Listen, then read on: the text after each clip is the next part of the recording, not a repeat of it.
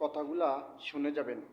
বাস্তবের সাথে মিল আছে কি না কমেন্ট বক্সে লিখে যাবেন।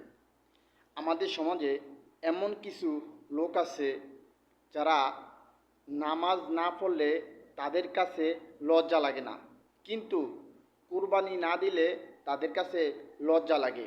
হায়রে মানুষ, মানুষ এটা বোঝে না আল্লাহ রাব্বুল আলামিন নারী পুরুষ পুরুষ সকলের উপরে নামাজ ফরজ করেছে, কিন্তু কোরবানি সবার জন্য ফরজ না।